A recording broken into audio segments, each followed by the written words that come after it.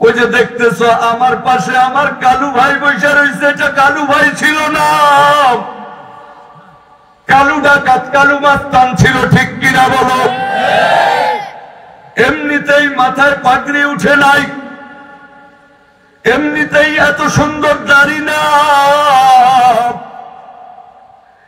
মোস্তাই ছিল এমন, এটা ঘুরাইয়া পিছনের দিক দিয়ে নিয়ে গেছিল, এত বড় বড় চুল ছিল, বিদগুটে লাগতো। আল্লাহু আকবার। চরমোনাই ময়দানে যাওয়ার পর, আল্লাহর ওলিদের বয়ান শোনার পর, আল্লাহর ওলিদের বয়ানের উসিলায় আল্লাহ পাকের খাস মেহেরবানিতে ওই কালু ডাকাত, কালু মাস্তান, আল্লাহু আকবার, আজকে দেখতে কত সুন্দর দেখা যায়।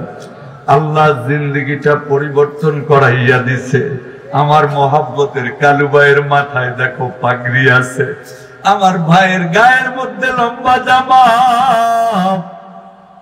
আমার ভাই এখন নামাজ পড়ে, জিকির করে, তিলাওয়াত করে, আল্লাহওয়ালাদের সাথে থাকে, বয়ান শুনে, আল্লাহু আকবার, আখিরাত মুখী হইয়া গেছে। আমার নবীর জন্য জীবনটা দিয়া দিতে সাহাবীরা প্রস্তুত ছিল, কিন্তু আমি আর আপনি প্রস্তুত না।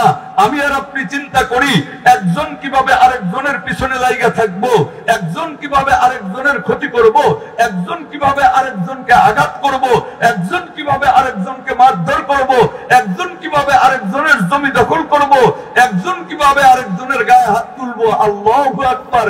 এমন অবস্থা হয়েছে একজন আরেকজনের বিনা কারণে গায়ে হাত তুলতেও পরোয়া করে না।